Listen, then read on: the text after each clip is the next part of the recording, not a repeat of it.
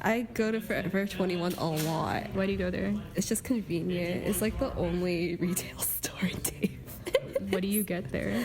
I get a lot of shoes, dresses. Yeah, just because it's also cheap. It's on sale a lot. Do you think about the environmental implications when you shop there? No. It's the last thing I do. That's okay. But I swear I wear all my clothes till they like paper thin.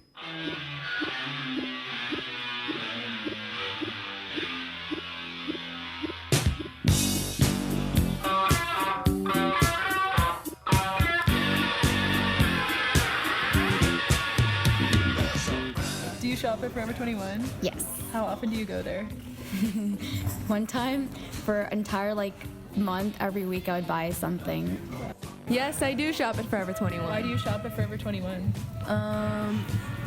It's really convenient, and a lot of the other stores in the big mall I usually shop at back home are way too expensive. I don't shop there very frequently, but when I do go shopping, like when I need new clothes, that's usually the place I would go to after I look at a lot of other places because the prices are just a little... Why don't you shop at Forever 21? I don't like shopping, honestly, so...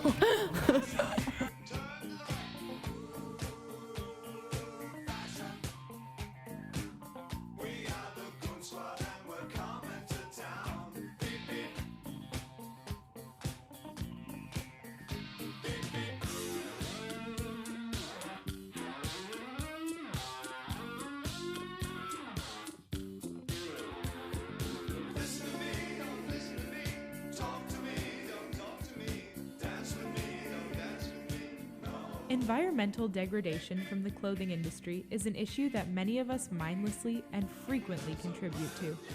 Whether it be toxic synthetic dyes, the poor working conditions in the factories, the abuse of resources, or the giant landfills of waste, stacked high with single-use t-shirts from brands such as Primark or H&M, the fast fashion phenomenon is having a significant and harmful impact internationally. As more information comes out about the importance of clothing sustainability, people are beginning to energize and organize around ending fast fashion, and in that, finding creative ways to appreciate the articles of clothing that already live in their closets, or circulating used clothes locally. In this age of social media and convenience, styles change quickly, and to keep up with this need, brands are designing, creating, and delivering faster than ever. This quick access is beneficial to consumers with busy lifestyles. But at what cost does this ease come? To paint a picture about what the fashion industry has looked like historically and explain how it became so messy, I called UC Davis professor Susan Kaiser, who does work at the intersection of gender studies and textile and design studies. If you think about what fashion was like before, let's say, the 1790s or so, when things seemed to really be shifting towards some degree of mechanization, then before that, it was pretty much a slow process. People had to spin their own yarn and weave or knit their fabric and then make the garment, and this was by hand. So it was very slow, and if people didn't do it themselves, then they had a tailor or someone make it for them. So it was something that took quite a bit of time, and clothes were people's valued possessions. They had to last, and then they were mended, and so things just had a longer lifetime in terms of fashion back then. Throughout my research, I found anecdotes demonstrating how highly clothes were valued in the pre-industrial era. One account described how Eleanor Quayle Brideson bequeathed valuable fabrics and garments to her next of kin, such as a blue camlet gown and 9 yards of poplin for a gown, handed down to her daughter Catherine. Yeah, they had to, since it was so labor-intensive. Right, exactly, and expensive. Just relatively expensive as compared to what we spend today. that kind of work now, like that labor-intensive weaving process, dyeing, sewing, that's all feminized work. And I think it kind of, how do you think that became feminized work? Well, there's some research going way back, thousands of years, that points to the fact that spinning, for example, was women's work in a lot of places, but it really does kind of vary at different parts of the world, where men, especially with tailoring, would be very involved, and certainly the agricultural component was important probably for everyone. But there was less of a gender division of labor in some parts of production than we had once. Factories were developed in the kind of later in the 19th century, a little earlier for menswear. But it was pretty much women doing the sewing in the factories, working class women, that is, whereas middle class and upper class women were pretty much focused on the home. And so, which would be, some making clothes or embroidery or things like that, or maybe still having their clothes made by dressmakers. If you think about what was happening even say in the 1950s, there were still a lot of women, especially who made their own clothes, and that was true even for another 20 to 30 years. Fabric would be about a third of the cost of a garment. So if you could sew, then you could really save money, and make something unique and enjoy it. And if you make something, you probably are more likely to keep it longer than, if you bought it real cheap and don't have any kind of investment or relationship in relation to it. But then in the 1970s and definitely by the 80s, with globalization happening, then it wasn't only mechanization, it was just the search for cheaper labor around the world. So the industry was moving out of the U.S., for example, out of Europe, and companies were looking for the cheapest labor in the world, and that's when things started really changing, and clothes were cheaper. By the early 21st century, fast fashion was really taking off, especially with the larger companies who had, some of whom had kind of started up in, say, the 80s, but now really have this business model down. Forever 21 is an example of that, and they were just expanding around the world. So it's really accelerated. And it hasn't been just like a linear path exactly, but definitely in terms of the time to production and all of that, it is it's faster, and consumers are quicker to get rid of things too, and to buy new. How do you think that's affecting the psyche of consumers, especially like women and like queer folks who are generally targeted by like advertising from like Forever 21 or H&M? Yeah. Well, I think it kind of promotes a mindset that we need something new all the time for every new occasion or every event or whatever. And, it kind of affects the way we think about ourselves, whether we're current or not, timely, and it sort of, I think, especially with Facebook or Instagram or texting photos, people kind of want to be be wearing something different now. So it is. I think the digitalization, of our world has really helped to speed up the pace of fashion too, especially from both from a retail end and a consumer end, and so it seems to have affected the mindset of what makes us feel like we're active, consuming agents or something with new stuff all the time. And I think that the reason clothes are not so dramatically produced in seasons anymore is because of the speed of change, and because there's a setup to get the cheap clothes into the stores or available online to consumers so fast, so quickly. Everybody's competing with everybody else for that new look, and so the seasonal idea just kind of went away. So I think it really affects the way we see time. It's just really continuous, and shopping as a regular activity rather than shopping, say for back to school or Christmas or whatever. It seems like now it's just an ongoing leisure activity that you can do anytime, day or night. Yeah. I didn't grow up here, but I know people go to malls and just kind of hang out. But hasn't it always kind of been like that?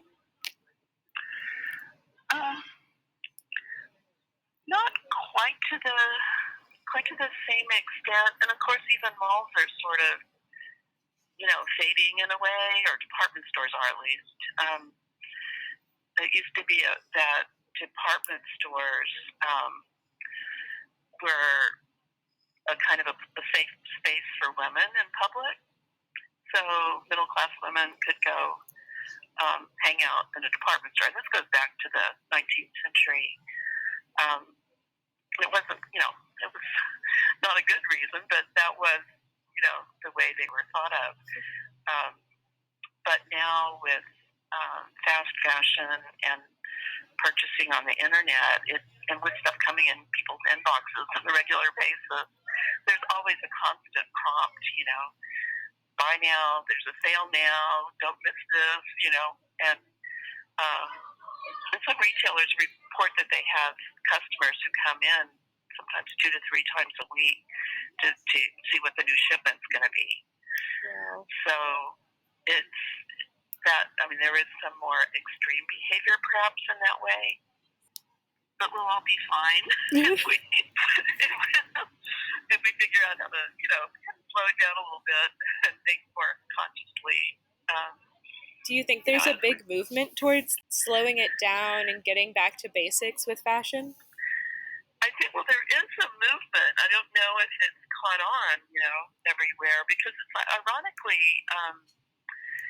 it was like in the late 80s when Esprit, as a company, decided that they really wanted to take on ways of producing that were much more sustainable. So they set up a line called the E Collection. And Linda Gross was the designer who actually consulted a lot with our faculty in textiles to figure out which would be the most sustainable dye or the most sustainable way of finishing or processing. And that was an experiment that ultimately didn't last because it cost more. The stuff cost more, and the consumers weren't as aware. And it seems like now there is more awareness, and the movement is more active among consumers and producers as well. So I think the timing is right for it to take off, and Forever 21's not doing as well now. They closed down all their stores in China, Wow. for example, and are closing stores in the U.S. as well. They moved out of their headquarters. So it may, I think things are going to maybe change, but needs to be more awareness. They paved paradise, put up a parking lot with a pink hotel, a boutique, and a swinging hot spot. Professor Kaiser's hesitant optimism about the future of fashion gave me some hope, but I wasn't sure how convinced I was that change was happening. I still wanted to know how aware buyers are of this harm. Do people know about the human rights violations and the environmental impact of the clothing industry? If so, do they even care? Maybe not everyone, but there are certainly people out there. To find out more about activism around garment workers' rights, I contacted Karina Ibaya, a former student at the University of Washington, who organized a group of students in 2017. Their aim was to push the university to put pressure on Nike, a brand with whom the school had a sponsorship, to regulate the conditions in which garment workers operated. Our campaign against Nike through UW United Students Against Sweatshops wasn't a boycott. It was a nationally coordinated effort, or internationally coordinated effort with other USAS locals across the country, and that's the largest student labor organization in the country, and also a coordinated effort with workers in factories across the Global South. And also through the Worker Rights Consortium, which I can tell you a little bit about. USAS, or United Students Against Sweatshops, is the nation's largest youth-led student labor campaign organization. Their chapters have run both local and internationally coordinated campaigns for economic justice in partnership with worker and community organizations since 1997. The organization's mission is to create change towards a society in which human relationships are organized cooperatively, not competitively. But basically how that all got started was Nike had a factory in Vietnam where a record number of workers were fainting on the job from super high heat in the factories. There was also a lot of forced overtime. There was super low pay, women being retaliated against for being pregnant, like getting fired for getting pregnant, or not being hired because they could potentially get pregnant. Just lots of harassment and poor conditions all across the board at this one factory. And basically, there was an independent labor monitor, and a specifically garment labor monitor called the Worker Rights Consortium that was being blocked from entering this factory.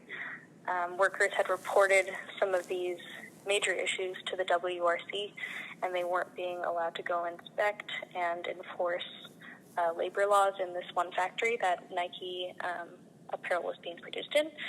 And Nike had been, their excuse was basically that they self-regulate, they self-monitor their factories through a organization called the Fair Labor Association, which Nike in part founded, so obviously a pretty biased organization. So basically in response to that, workers reached out to United Students Against Sweatshops, and students and workers started forming a plan to pressure our universities to then pressure the company. And so kind of the strategy with that was cutting these major multi-million-dollar contracts that Nike has with so many large universities across the country to pressure the brand, to fix conditions in their subcontracted factories. So that was a campaign that we ran for 2 years. I was on that campaign and working in national leadership for the entire time that campaign was going on. And eventually, with enough pressure from students and workers, we won. And we got the Worker Rights Consortium into that factory and created a pretty landmark agreement for Nike to not only allow but facilitate WRC access to all of their factories. So it was a pretty huge win for workers. So how did that look on campus, like organizing around that and getting support? Yeah, on campus, We did a lot of direct action for 2 years. We had a lot of letter delegations to the office of the president at UW, basically saying, look, students don't support sweatshop labor, and if you want your university to represent the interest of students, you'll cut this contract, or at least put Nike on notice that you're going to cut the contract if they don't fix these conditions as soon as possible. We also did, some of those letter delegations were really funny. We had like cakes that had Nike swooshes on them, and we were like cutting them in front of the president on her birthday. We had a Nike fast fashion show where we basically just did all this educational outreach and had a video on that. What else did we do? We did die-ins in the bookstore where they were selling Nike apparel, and lots of tabling, lots of educational events, just basically getting the word out to students that, like, hey, your university branded apparel is being made by people that can barely get by on this factory job and who are facing severe harassment and physical stress on the job. Hearing Karina's success story about how a group of students organized around workers' rights was inspiring and gave me a lot of hope for the future of the industry. However, it's an uphill battle. Karina followed up after the interview to let me know that many of the regulations Nike had put in place after the protests and actions quickly reverted back to the old ways after the win. As a singular person, however, I wanted to know how I could make a difference in my daily actions. How are people fighting this? When I was researching this in my own journey towards sustainability, I came across the idea of the clothing swap party. In an article by social researchers Mary Long and Deborah Fain, the clothing swap is described as an event for building community and advocating for environmentally safe practices. They note that swappers build awareness while also enjoying the company of others, saying, while it's clear that those who attend a swap do so for social reasons, they are also concerned that their discarded garments do not go to waste. To find out more about how swaps manifest and look in practice, I searched for one near me that I could attend and maybe do some swapping of my own. I asked around and heard of a swap happening that was advertised with an open event on Facebook. The event was called Clothing Swap Party! And was located 10 minutes from my house. The event description read, Hello, my name is Amaranta, and I will be hosting a clothing swap party. It's an opportunity for you to bring items that you no longer use but are in good condition and exchange them for something you love. I will have a variety of sizes, accessories, shoes, etc. Do not be afraid, you won't find your size. I'm sure you will walk away with items that you love. Below the description was a list of rules about how many and how few items of clothes to bring, and logistics about trading and timing. On the day of the swap, I packed up a bag of lightly used items I hadn't worn in a while because of season or sizing or just boredom, and headed over to the swap. As I came into her house, the host, Amaranta, offered me a tostada and pointed me to her own clothes she brought for swapping. There was only one other swapper there at the time, but the clothing variety was impressive. Amaranta watched as I sifted through her unwanted and mainly unworn clothes. She noted that many still had tags, and since coming to college, she just buys clothes without thinking. I later interviewed her over coffee about her intentions and experience with having a clothing swap of her own. So if you could just introduce yourself first. Okay, hi, my name is Amaranta. I'm a third-year Manny Econ student.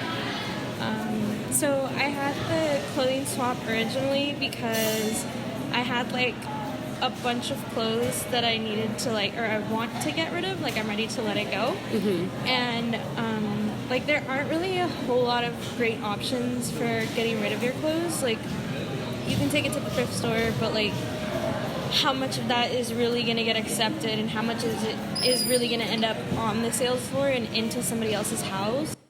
This question is important to ask when donating to thrift shops. According to a 2018 news article by the Canadian Broadcasting Corporation, only about 25% of donated clothing ends up being resold. 80 to 90% ends up in landfills. I could tell that Amaranta had a lot of passion for environmental conservation and understood the implications of her consumer actions. When I asked her what got her involved in sustainability work, she cited videos she had seen on social media platforms. And then I also saw a video of the deforestation that's happening in the Malaysian forest because of shea butter production. Really? And shea butter, palm oil. So like they're deforesting like ancient forests for like palm, and palm is used in absolutely anything you can find. And I was like, how is this so pervasive and there's no way to avoid it, or there's no easy way to avoid it? But I was like, it's making like such a real impact, and it's like on people who don't really have the resources to necessarily defend themselves from like corrupt legislature. So yeah, that's where it started. And I like started thinking about like, oh, what else am I doing that's like impacting all these other things that hurt other people? Like I guess within the past year, I've kind of been more aware of like my carbon footprint, really like the actual damage that goes into buying things, because it's really easy to say like I can buy this cheap t-shirt and like I don't have enough money to spend on like one that's environmentally friendly or one that's like ethically made and stuff like that. And you choose to like, you're actively choosing to like let go of like the real implications that your choice has, because it does have a lot of choices.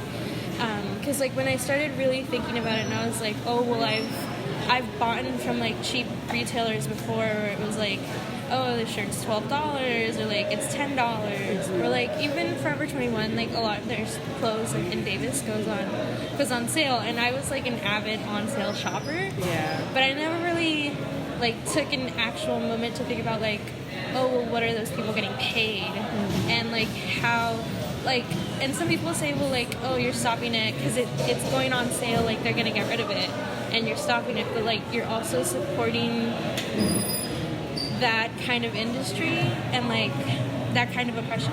And like now I'm trying to actively remind myself like, oh, your choice has real implications on these people. Like you're directly adding to like demand for those kind of industries, and you're supporting those industries. Another thing that struck me about Amaranta's event was that it was posted publicly on Facebook and hosted at her very own house. Because I felt like that was the best way to get like a good turnout. And I don't know, I felt like then the people that would like, because I didn't want to like ask a bunch of people that I knew, because it can seem kind of like preachy or like just make people uncomfortable when you ask them, like, because you're doing it face to face, and like it can put people in a situation where they don't want to say yes but they do anyway. So I didn't want to do that, and like it just gave people the opportunity to actually come if they wanted to, and like but like have some distance from it. Like they didn't have to know me personally, or they didn't have to like say no to my face or say yes to my face. The event, centered around an important cause and hosted publicly, reminded me of a practice common among feminists in the fight for gender equality. Consciousness raising, as defined by Stacey Sowards and Valerie Renegar, is a rhetorical strategy utilized extensively by feminists in the 1970s to give voice to women's experiences, which remains an important part of developing feminist awareness today. Consciousness raising has been mobilized with the invention of the internet and social media, allowing people to connect and relate to each other without formal meetings. Clothing swaps, however, require people to come together physically with their belongings and confront their consumerist addiction, while also having an opportunity to collectively combat these habits. Kathy Sarachild, an expert and spokesperson for the consciousness-raising movement within feminist circles, thought it to be the most radical method of researching actualization with others. Superior to other forms of groups on the left and right that either focused on dogmatism or empiricism. To that point, she said, "There is tremendous energy in consciousness raising. and enthusiasm generated for getting to the truth of things, finding out what's really going on. Learning the truth can lead to all kinds of action, and this action will lead to further truths. That's what the people at these clothing swaps and on forums about sustainability are aiming for. Finding truth and answers. Marketing tactics on social media are constant and unrelenting, and many consumers feel pressured to buy anything and all the time. Amaranta said something to this point during our chat. So I definitely saw like an increase of me buying things that I didn't really want or need. So like I had, I guess, kind of the desire for them, or like the idea of desire, because I saw them like they like you get those pop-up ads and you like see something really cute on the model, and like I'd get it on the actual website and it's like really expensive, so I'd buy the cheapest stuff, but then obviously the cheapest stuff doesn't look good. I related to this pattern of desire and dissatisfaction, ultimately leading me to feel bad about myself and my image. The two of us coming together around our confusing feelings on fashion and the environment in itself was a form of 21st century eco-consciousness raising.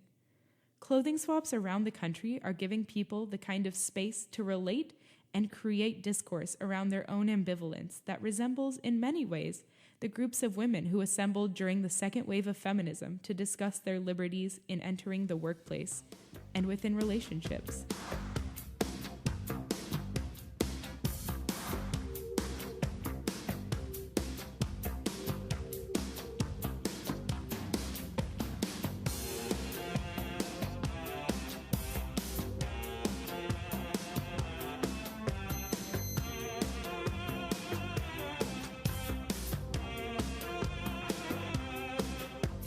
The Guardian recently published an article by Paula Kokoza called "Don't Feed the Monster: The People Who Have Stopped Buying New Clothes."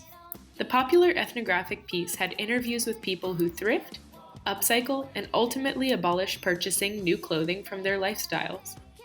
Theoretically, a new or fast fashion ban could be the final step in combating industries who have no consideration for the workers or the planet, as boycotting is often an effective form of peaceful protest. But how realistic and practical is this zero-waste closet idea? When I posted the article on Facebook back in February, my friend Josh commented, saying they hadn't purchased new clothes in nearly a decade, so I decided to ask them about this decision. I haven't bought new clothes in a while. I've bought clothes, but I haven't bought new clothes in a very long time yet. How long do you think around? Alright, so I haven't bought, I think the last time I bought shirts of any kind were these V-neck white shirts that I bought 2010. Okay. That was the last time I went and bought some. It's and like the a only decade reason ago. Yeah. I think the reason I bought them, they were really cheap. I think we were buying. It was me and my then ex-girlfriend. We went to buy stuff, and I didn't have shirts, and I was like, "Oh, this is cool." It was on discount, and I think it was like $2 a shirt. I bought like 5, and it lasted for a couple of years. But then they literally fell apart. And that's one of the reasons I don't buy is I just don't trust clothes to last long enough. Sometimes most of the clothes that last long for me are clothes that I bought secondhand. So. Yeah. Is there an environmental consideration when you're? There absolutely is. I think I got started on it because I grew up in a family with a whole bunch of kids. We're 6 brothers. Sorry, we're 5 brothers. One of us passed away. He was really young, but we're 5 brothers, and we're all like from a different age interval. And what would happen generally is that we'd have our regular clothes, but for jackets and heavy winter wear, they'd usually buy one for my older brother. And as he grew older, it would stop fitting him, and then I'd get it, and then I grew older, and then I'd stop wearing it, and then my younger brother. And so I went down like that. So I was not really inhibited, really, about wearing stuff that was hand-me-down. So I was already cool with that. And then I started finding my fashion, what I wanted to wear from thrift stores. And then I as I became more environmentally conscious, I realized that I just didn't like throwing things away. I still don't like throwing things away, and this is not really a hoarder's thing. I just don't like throwing things away, knowing that knowing what's going to happen to it. I was throwing away some cans, like some metal cans. Yesterday, I think it was 3 days ago, when I was just cooking my weekly batch of food. And I'm throwing them away, and I'm thinking, okay, if these don't get recycled, the only way they are going to disappear is if they rust. And I know how long it takes for things to rust and dissolve. So I'm thinking, wow, so this is probably 10, 20 years of just laying there, and even when it rusts away, the rust could just be sitting there. It could be going into water. It could be, contaminating fields. It could be, some poor animal could eat something with that rust. And it stays with me. The same goes with plastic. It's even worse because, you have something plastic and it's not going anywhere. It's sticking around. Clothes, same way, because it's not just that the clothes that you're wearing are going to go, occupy space. You also know that in order for you to get those clothes, they have to clear forests, they have to grow cotton, they have to grow all these fibers, and then they stitch your clothes together, and then you wear them for 6 months and you throw them away. So you're also sort of, lessening your impact on the growing fields. So I think for me, it's much less about, seeing people displaying placards and like, hey, do this and do that. And it's just the general knowledge of what happens to everything that I wear, and where it actually comes from.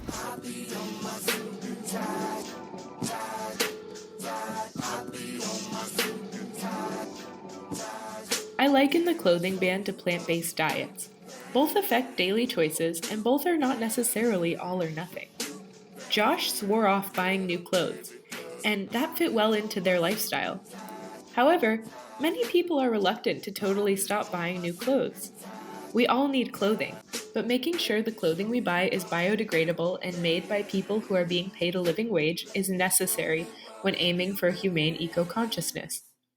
While gathering resources, my friends Alexis and Unique talked through their thought process when it came to their consumer habits.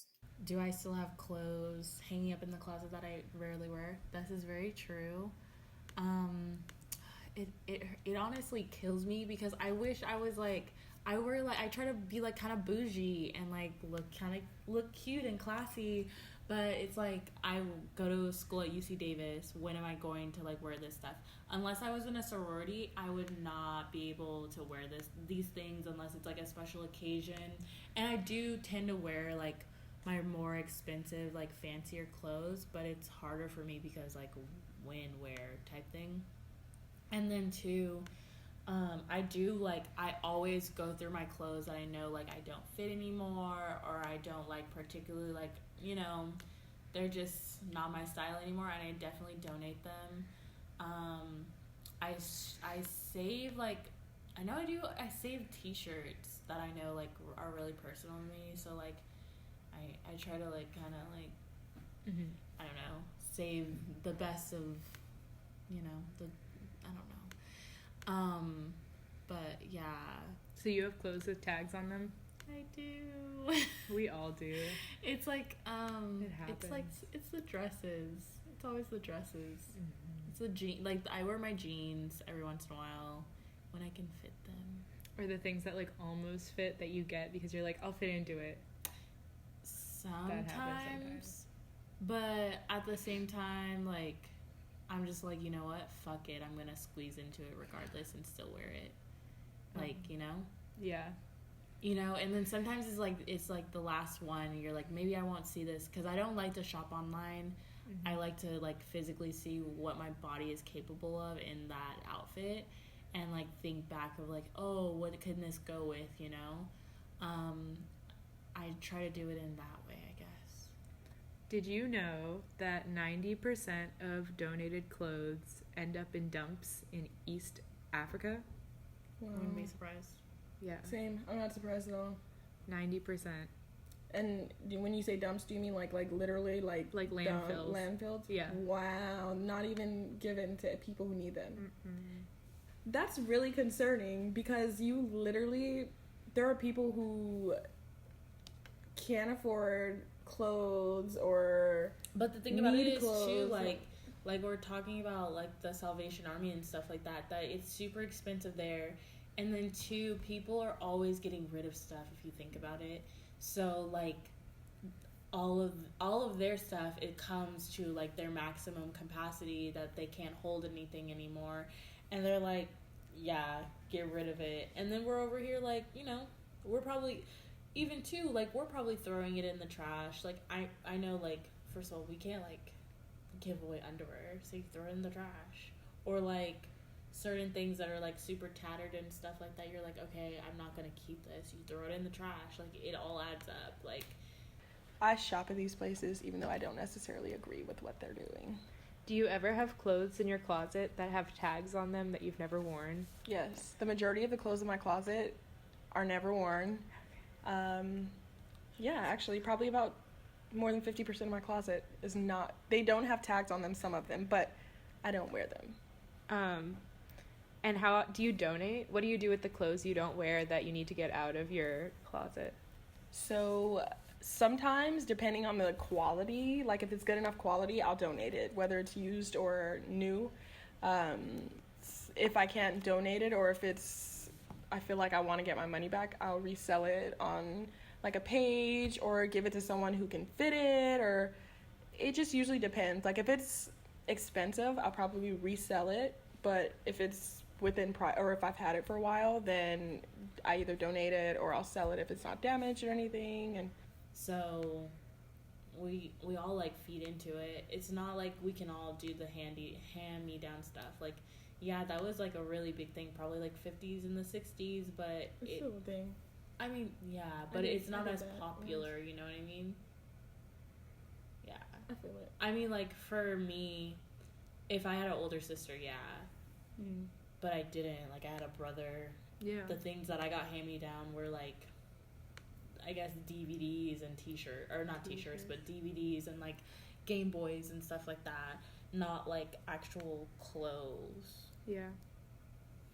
And two, I would try to wear my mother's things, but like one, my mom is obviously a different size than me, and then her shoes and stuff, I grew out of them. So like, how can we like really just feed into this like hand-me-down thrifting stuff when most of these clothes, like Unique said, don't even like really fit us? Like. Mm-hmm. They're like everyone's always like, oh yeah, I'm gonna make this line for like bustier women or this, that, and the other, but you don't, because you literally make it for one type and that's it. And then we're just like, we'll find something that fits us. Like literally, that's why things are on, you know, in our closet with like tags on it. You're like, I'll kind of fit into it, I'll kind of wear it one day, but you never do. Hold up, bring the beat back. Ready yet? Wait, let me fix my hair. Yes. It can be hard to find clarity among all of the colorful ads and misquoted facts about carbon footprints that litter the pages of social media sites. It's time to get back to basics and talk with those around us to organize and energize mass movements, such as the straw ban or the fast fashion boycott. The web can be a great resource as well. In my case, for example, I wouldn't have known about the clothing swap party without the Facebook event finder and my friends showing interest in the event. Things become a little clearer when thrifting and swapping can be positive experiences. The night of the clothing swap, I met up with my a cappella group for rehearsal. As we finished warm-ups, a younger member ran in late wearing a t-shirt I had brought to the clothing swap from a Neil Innes performance I had attended in middle school. She had gone later in the day than I had to engage in some sustainable swapping.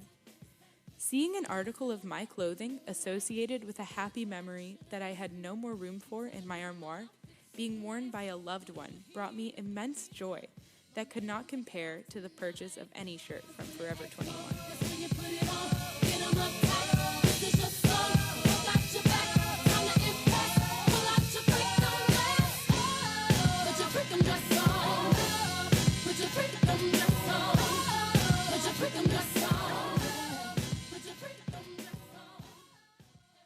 Thank you to all of the sustainability activists and novices who let me pick their brain. A special thank you to my advisor, Professor Susan Kaiser, who connected me with so many resources. If you're interested in learning more about garment sustainability, check out Sustainable Fashion: What's Next by Janet Hethorn and Connie Ulashwitz, or check Facebook for clothing swaps or trading posts near you.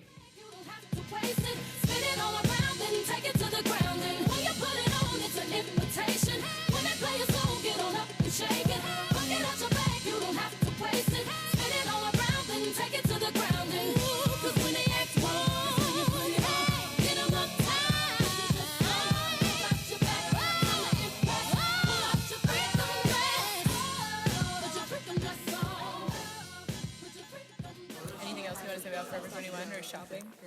They should pay their workers better.